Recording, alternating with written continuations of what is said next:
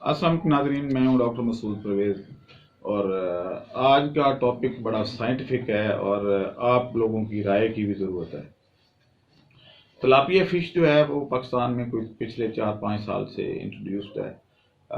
लोग इसकी फार्मिंग कर रहे हैं। आल्दो के कराची में अभी एक तिलापिया का सेमिनार हुआ जिसमें लोग क्लेम कर रहे हैं जी तिलापिया फर्स्ट टाइम तिलापिया इन पाकिस्तान। हालांकि तिलापिया तो 5 साल से लोग खा रहे हैं। खैर, फ्रेश मीट के नाम से शायद जो अच्छा खैर उसमें अब ये है कि तिलापिया फार्मर जो है वो अक्सर मेरे से ये सवाल करते हैं जी कि ये तो जो है मोनोसेक्सिंग क्या होती है, ये क्यों की जाती है, ये हम इसका रेट क्या होगा, आगे बिकेगी कहाँ पे, ये सारा आप बायोफ्लॉक टैंक लगा के देते हैं तो एक टैंक में कितना होगा, बायोफ्लॉक टैंक जो है वो कितने कामयाब हैं, क्या है ये वो। लेकिन आज का जो टॉपिक है वो बड़ा इम्पोर्टेंट है कि तिलापिया, पहले मैं थोड़ी सी इसकी इंट्रोडक्शन करा दूं कि तिलापिया बेसिकली थाईलैंड से इंपोर्ट होती थी और तिलापिया बायोफ्लॉक टैंक में पाली जाने वाली मछलियों में सबसे ज़्यादा कामयाब है क्योंकि ये क्लस्टर्स में रहती है, यानी कॉलोनीज में रहती है, इकट्ठी रहती है। और इसकी जो हैबिट्स है वो ये हैं कि ये इसमें पेरेंटल केयर बहुत ज़्यादा है, यानी माँ जैसे बच्चों की केयर करती है, इस मछली में पेरेंटल केयर बहुत ज़्यादा है। यानी ये अपने बच्चों को अपने मुंह में रख लेती है और जब तक वो तैरने के काबिल या खाने पीने के काबिल नहीं हो जाते मुंह से नहीं निकालती। वो अपने बच्चे सारे मुंह में रखती है और एक वक्त आता है कि एकदम से डिस्चार्ज कर देती है। और एक तिलापिया फिश तकरीबन अपनी जो एक सीज़न है उसमें 3 लाख अंडे देती है और अगर 3 लाख अंडे देती है तो आप यूं कह लें कि 3.25 लाख बच्चे तकरीबन उसमें से निकलते हैं। अब ये बड़ा प्रॉब्लम था, अक्सर लोगों की तिलापिया फिश इसलिए मर जाती थी कि इतने ज़्यादा बच्चे आ जाते थे छोटे छोटे छोटे छोटे कि वो कहते थे खुराक, यानी वो इस हिसाब से डाल रहे होते थे कि हमने तो 1000 डाली है, लेकिन पता चलता था जी उसमें तो 3 लाख बच्चा भी मौजूद है जो खुराक खा रहा है और वो ग्रोथ भी नहीं करती थी। और उससे ये होता था कि उसका साइज भी छोटा रह जाता था और मोटेलिटी, क्योंकि खुराक नहीं मिल रही थी। जो बायोफ्लाक बनता था अंदर, यानी वो माइक्रोब जिनको मछली ने खाना है वो भी ज़्यादा खाने वाले ज़्यादा थे और वो बायोफ्लाक कम था, तो इसलिए वो उनको सपोर्ट नहीं कर पाता था। अब हमने इसका एक बेनिफिट लिया, यानी अब वो करते क्या थे कि इनको फिर हार्मोन देते हैं, हार्मोन फीड में डाल के खिलाए जाते थे और उससे ये होता था कि ये ब्रीड नहीं कर पाते, यूं कह लें कि ये खुसरे हो जाती है ये मछली और ये बच्चे नहीं देती, ताकि इनका गोश्त अच्छे तरीके, जैसे हम आप यूं कह लें कि बकरे को खस्सी किया जाता है कि वो वजन ज़रा बेहतर करे, और तो तिलापिया को खस्सी कर दिया जाता था और उस खस्सी तिलापिया को गिफ्ट तिलापिया कहा जाता है। तो अब ये है कि इसको यानी आप दूसरी तिलापिया जो आम तिलापिया है जिसको खस्सी ना किया हो उसको वाइल्ड तिलापिया कहा जाता है। अब वाइल्ड तिलापिया जो है वो उसको हम रिकमेंड, यानी फिशरीज डिपार्टमेंट रिकमेंड नहीं करता और इस वक्त जो मार्केट में जो सीड अवेलेबल है वो गिफ्ट तिलापिया का अवेलेबल होता है। लेकिन अगर गौर से देखा जाए, या ये जो वेटनरी ग्रेजुएट्स हैं, डॉक्टर्स हैं, उनको सोचने की ज़रूरत थी कि क्योंकि हमारी आपस में कोऑर्डिनेशन नहीं है, फिशरीज वाला अपना काम कर रहा है और उसको लाइफ स्टॉक डिपार्टमेंट से कोई तलक नहीं, कोई कंसर्न नहीं है, हालांकि दोनों जो हैं वो एक ही यानी एग्रीकल्चर के अंडर आते हैं और आपस में इंटरलिंक्ड है, जिसकी वजह से तरक्की नहीं हो पा रही थी।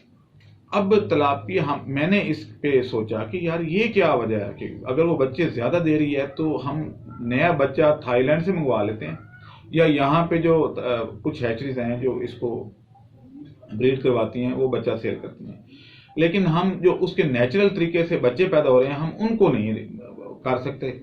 तो फिर क्राइसिस शुरू हो गया फीड का। तो उसमें फिर हमने ये देखा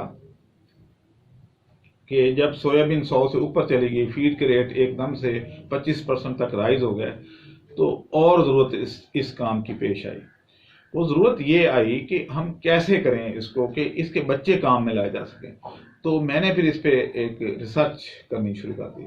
रिसर्च मैंने ये की कि बायोफ्लॉक टैंक में मैंने वाइल्ड तिलापिया छोड़ दी, जिसको जिसमें इंड्यूस नहीं किया गया, उसको जेनेटिकली मॉडिफाइड नहीं किया गया। तो उसने बच्चे दे दिए। अब उसके जो फिल्टर था, यानी माँ बाप तो बड़े साइज का हो गया, लेकिन बच्चे तो छोटे छोटे थे। अब आप 15 दिन में ये तकरीबन कोई 5 ग्राम तक पहुंच जाता है, 4 से 5 ग्राम। चलें आप लोअर साइड पर रहें कि 3 ग्राम का आप ये इसको कंसीडर कर लें, लेकिन मेरे पास 5 ग्राम हो गया था। अब ये है कि वो जब आप फिल्टर से इसके सुराख थोड़े मोटे कर दें और जब आप स्लज को ड्रेन करते हैं बायोफ्लक टैंक से, तो ये बच्चा भी ड्रेन हो जाता है, लेकिन हम इसको गटर में फेंक देते हैं। अगर हो भी जाए तो हम गटर में फेंक देते हैं उस स्लज को, लेकिन मैंने ऐसा नहीं किया। मैंने फ्री रेंज पोल्ट्री डेवलप की और टैंक उसके दरमियान में लगाए, और जब मैं उसको फ्लश करता हूं तो वो पूंगा कोई 5 ग्राम का, कोई 6 ग्राम का, कोई 3 ग्राम का, 2 ग्राम का, वो सारा फ्लश हो जाता है। और उनका पेरेंट स्टॉक, क्योंकि फिल्टर लगा हुआ है आगे, वो बड़ी साइज की मछली तो नहीं निकल सकती उसमें से, लेकिन छोटे साइज की निकल जाती है। वो जैसे ही पानी खेत में जाता है तो मेरी पोल्ट्री उसको आके खा लेती है, क्योंकि वो तड़प रहा होता है और मुर्गियां रश करती हैं उस पर। वो एक एक मछली का दाना, 2-2, 3-3 दाने वो खा लेती हैं, और इस तरीके से उनकी जो मीट की रिक्वायरमेंट, प्रोटीन की रिक्वायरमेंट है, वो पूरी हो जाती है। और मेरे पास जो फ्री रेंज पे एक फार्म है जो हमने ट्रायल पे किया, वो 60% प्रोडक्शन दे रहा है विदाउट एनी पोल्ट्री फीड। क्योंकि पोल्ट्री फीड का मेजर इंग्रेडिएंट जो है, जिसमें तमाम अमीनो एसिड बैलेंस्ड हैं, सारा ऑयल बैलेंस्ड है, सारा कुछ है, वो फिश प्रोटीन है।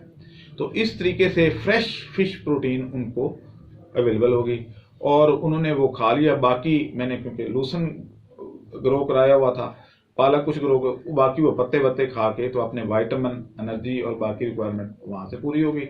एनर्जी और प्रोटीन जो है ख़ास तौर पे वो फिश प्रोटीन बैलेंस्ड सूरत में उनको मिल गई। तो इस तरीके से मैंने 1000 मुर्गी को 6 टैंक के ज़रिए उसकी प्रोटीन रिक्वायरमेंट में पूरी कर रहा हूँ। और अगर 24 टैंक लगा दिए जाए तो 4000 मुर्गी आप 60% प्रोडक्शन पे फ्री रेंज में पाल सकते हैं। तो ये एक यूनिक आइडिया था, आज आपके साथ ये शेयर करना था। आप YouTube पे देखें, कहीं पे आपको ये नहीं मिलेगा ये आइडिया, और आप करके देख लें। और अगर आप को मेरे में जो कोई क्रिटिसाइज करना चाहे या कुछ करना चाहे तो वेलकम, अपने कमेंट्स में मुझे ये आप शेयर कर सकते हैं। मेरा नंबर भी डिस्प्ले किया हुआ है, आप मेरे से रब्ता भी कर सकते हैं। अब इसी सिस्टम को हम रेप्लिकेट कर रहे हैं, और आप ये देखें कि हम तकरीबन 2.5 अरब रुपए की प्रोटीन सोर्सेज बाहर से मंगवाते हैं। 2.5 अरब रुपए कह रहा हूँ, 2.5 अरब डॉलर, यानी हम 6 अरब डॉलर के लिए IMF के आगे अपने मुल्क को गिरवी रख चुके हैं, और उसमें 2.5 अरब डॉलर का शेयर इन चीज़ों का है। तो अगर हम यही चीज़ें इस तरीके से सिर्फ थोड़ी सी सोच से चेंज कर लें तो हम वो 2.5 अरब डॉलर बचा सकते हैं। और अगर वो बच जाए तो आपका ना हमें सऊदीया से कर्ज लेने की ज़रूरत है, ना हमें चाइना से कर्ज लेने की ज़रूरत है, ना हमें IMF के आगे हाथ फैलाने की ज़रूरत है, और हम खुद कफील हो सकते हैं। आए, मेरा साथ दें, इस रिसर्च में आए। आप बड़ा पैसा ज़ाया करते हैं एंटरटेनमेंट पे, मुजरों पे ज़ाया कर देते हैं, हम लोग डांस करवा देते हैं, शादियों पे लाखों करोड़ों रुपए लगा देते हैं, लेकिन इन चीज़ों पे हम नहीं आते जो जिससे कि मुल्क का भी फ़ायदा होना है और आपका भी फ़ायदा होना है, और जो है पूरी कौम एक डेवलपमेंट फेज में आ जाएगी, और इस तरीके से दुनिया में हमारी इज्जत भी होगी। अभी हम इनोवेशन में बहुत पीछे हैं, हमें ऐसी कौम समझा जाता है कि हम कोई काम नहीं करते, सिर्फ पैरासाइट हैं। तो हम लोगों का ये जो दूसरे मुल्कों में हमारे मतलब कहा जाता है, हालांकि हम जीनियस कौम है, लेकिन हम ये काम करते नहीं है। आए, मौका मैं आपको दे रहा हूँ, आपने अगर कोई डेवलपमेंट की है तो मेरे चैनल पे आएँ, शेयर करें, मैं आपको सपोर्ट करूँगा। कोई चार्जेस नहीं होंगे, कुछ नहीं होगा, आप आएँ, लेकिन बशर्ते कि आप कुछ सोच के आएँ, कोई प्रोजेक्ट हो जिसका ट्रायल किया हुआ हो आपने। वो वाली बात ना हो जैसे कि पानी पे गाड़ी चल गई, तो वो काम नहीं होना चाहिए। खैर, मैं उसको पहले चेक कर लूँगा, और उसके बाद अगर उसमें कुछ वर्थ हुई, वो हमारे जो फिज़िक्स के रूल और अपना बायोलॉजिकल रूल्स को फॉलो करता हुआ, तो इंशाल्लाह हम आपको प्रमोट भी करेंगे और आपके साथ खड़े हुए होंगे। तो अब मुझे ये थोड़ी सी आपको ब्रीफिंग देनी है कि ये कैसे होता है। तो मैं जरा बोर्ड पे आपको ब्रीफिंग दे देता हूँ। ओके रुझान, हमारे चैनल को सब्सक्राइब करें और साथ में बेल आइकन को भी दबा दें ताकि हमारी हर नई आने वाली वीडियो आप तक बआसानी पहुंच सके। अच्छा, अब ये है कि जो चीज़ हमारे लिए मुसीबत थी या जिसके लिए हम इतनी तरद्दुद करते थे कि हमें थाईलैंड से या इंजेक्शन मंगवाने पड़ते थे, ये सारा कुछ होता था, वो जहमत को हमने रहमत में बदल दिया है। और वो कैसे बदला है आप यकीनन इसको सर्टिफाई करेंगे, क्योंकि मैं जो बात करता हूँ वो लॉजिक के बगैर नहीं करता। तो आज की जो है साइंटिफिक इम्प्रूवमेंट वो मैं आपको बता देता हूँ। क्योंकि मैंने पहले बताया कि तलापिया अपने एक सीजन में 3 लाख के करीब बच्चे देती है।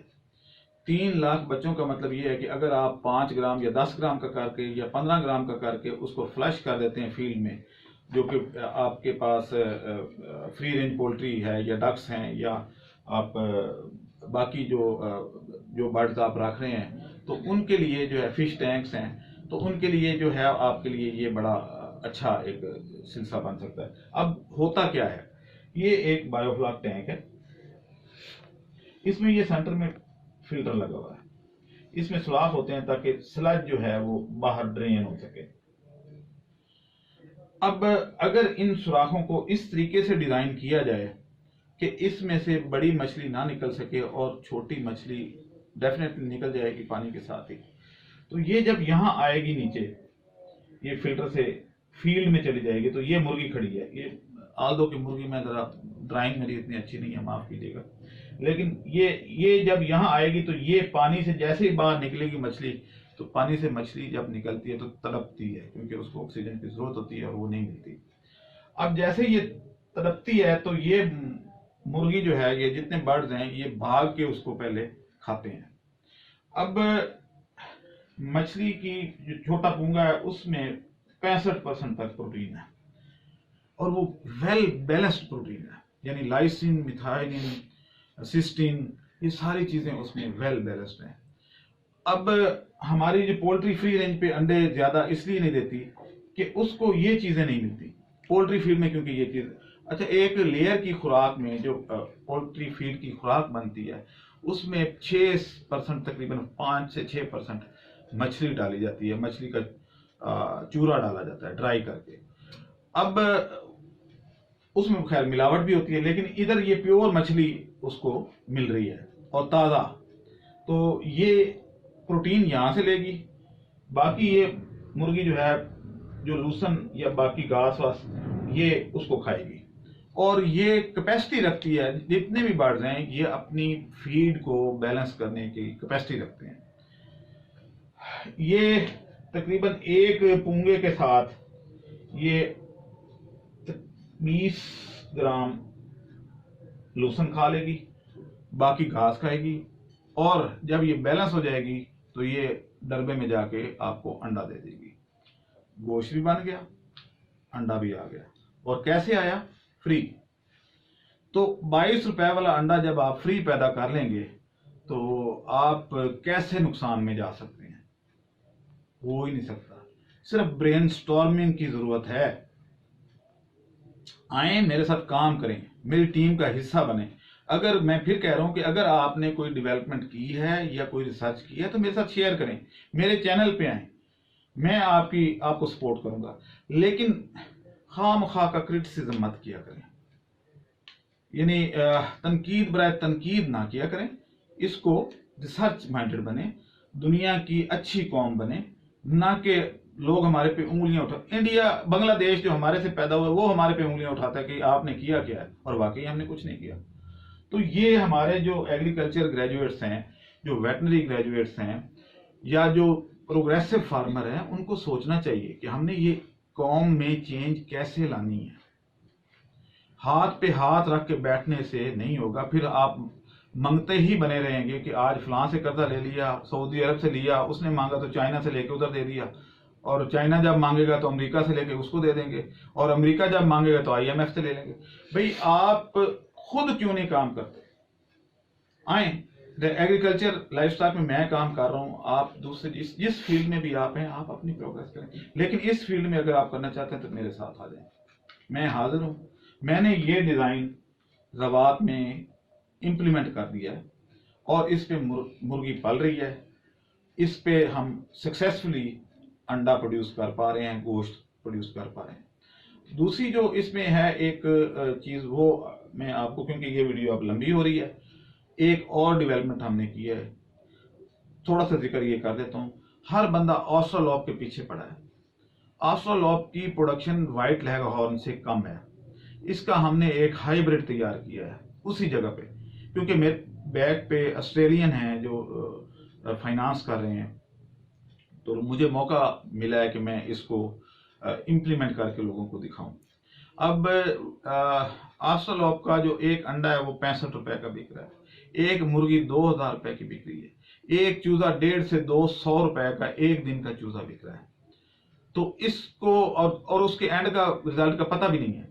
तो उस सिलसिले में हमने ये किया कि मेल हमने, क्योंकि हमारी कौम का एक है कि जी हमें ऑस्ट्रेलॉप चाहिए, और वाइट को हम फार्मी समझते हैं, इनऑर्गेनिक समझते हैं, और ब्लैक अगर हो जाए या उसमें कोई कलर आ जाए तो फिर वो देसी हो जाता है। हालांकि कपड़े बदलने से जमीर चेंज नहीं होता। ओके, अब ये है कि हमने ये किया है कि हमने ऑस्ट्रेलॉप और वाइट लेग हॉर्न की क्रॉसिंग करा दिया। मेल हमने लिया ऑस्ट्रेलॉप का, फीमेल हमने वाइट लेग हॉर्न, जो कि दुनिया की बेस्ट ब्रीड है। आपने अभी तक किसी जगह पे भी ऑस्ट्रेलॉप का कमर्शियल फार्म नहीं देखा होगा। अगर ये ज्यादा प्रोडक्शन देती होती तो फिर लोग इसको कंट्रोल शेड में रखते और इसकी फार्मिंग होती, लेकिन ऐसा एक भी एग्जाम्पल पूरी दुनिया में नहीं है कि इसको टेबल एग के तौर पे, हाँ रूरल एरिया में आप इसको कर सकते हैं। लेकिन अब यह है कि हमने आपकी ख्वाहिश और आपकी वो ख्वाहिशात की तकमील के लिए एक F1 मीन के जो पहला क्रॉस होता है, जिसमें हमने ये किया है कि ये ऑस्ट्रेलॉप और इसकी फीमेल है, फीमेल का ये निशानी होती है और मेल की ये होती है। तो हमने ऑस्ट्रेलॉप का मेल और वाइट लेगहॉर्न का की फीमेल को आपस में क्रॉस करा के, तो इसका जो बच्चा पैदा किया है वो उसमें दोनों खवास हैं, वो वाइट भी है और उसमें ब्लैक स्पॉट्स भी हैं, कुछ बच्चे ग्रे भी आए हैं। तो ये अब टोटली ऑर्गेनिक होगा। आपकी ख्वाहिश के मुताबिक इसके कपड़े भी दूसरे होंगे या पर दूसरे होंगे, तो इसको ऑर्गेनिक हर बंदा कहेगा। अब यह है कि इसको हमने फर्टाइल किया है और इसके चूजे अब इंशाल्लाह मार्केट में होंगे, और जिसने लेने हैं इस फरवरी के बाद हमारे से वो चूजे जो F1 हैं वो ले सकता है, और उसको रेयर करें तो उसकी प्रोडक्शन जो है वो 300 एग से ज्यादा होगी पर ईयर। तो इस पे क्योंकि लोग हैफेजर्डली वो हर काली मुर्गी को ऑस्ट्रेलॉप कहते हैं, हालांकि ऐसी बात नहीं। और आपकी नॉलेज के लिए आपको ये बता दूं कि वाइट लेग हॉर्न और ऑस्ट्रेलॉप के इंसेस्टर एक ही थे, उनकी जो जेनेटिक मेकअप है वो तकरीबन एक है, सिर्फ वाइट लेग हॉर्न को ज्यादा इंप्रूव किया गया है जेनेटिकली। तो जो लोग जेनेटिक्स को समझते हैं उनको पता होगा कि इसकी लाइंस डेवलप की गई हैं। अब यह है कि अदरवाइज इसका बॉडी वेट, इसकी शेप, इसके फेदर की अरेंजमेंट सारी एक जैसी है। उसकी कलगी आप देखें तो वाइट लेग हॉर्न की और इसकी तकरीबन एक जैसी है। तो इसलिए ये जो है वो ऑस्ट्रेलॉप को मैंने पहले बताया कि उसमें लोग अब नुकसान करेंगे। अगले साल मेरे पास लोग रोते हुए आएंगे, मुझे पता है कैसे, कि ऑस्ट्रेलॉप जब आप रखते हैं तो उसमें 50% मेल होते हैं। पहले दिन ही आपकी प्रोडक्शन आधी होगी। आपने 1000 मुर्गी रखी, 500 उसमें मेल आए, और प्रोडक्शन कितनी होगी? अगर सारी मुर्गी ही रोजाना अंडा दे तो 500 अंडा मैक्सिमम आ सकता है, और आपकी मुर्गी सारी वाइट लेग हॉर्न भी टोटली पूरा साल अंडा लगातार नहीं देती। तो ये टोटल आपको जो ऑस्ट्रेलॉप है फीड पे, फ्री रेंज में नहीं, फीड पे 250 अंडा देगी। जब 750 मुर्गी खाने वाली और 250 कमाने वाली होगी तो मुनाफा कहां से आएगा? हो ही नहीं सकता। जरा सोचें, इस पे गौर करें। क्या मैं गलत कह रहा हूं? क्या ऐसा ही नहीं है? गौर करें और इस पे आगे जो है अपने बिहेवियर और अपने जो है ना आदतें या रिवायात से हट के काम करें, कुछ सोच के काम करें। अल्लाह हाफिज। हमारे चैनल को सब्सक्राइब करें और साथ में बेल आइकन को भी दबा दें ताकि हमारी हर नई आने वाली वीडियो आप तक बआसानी पहुंच सके।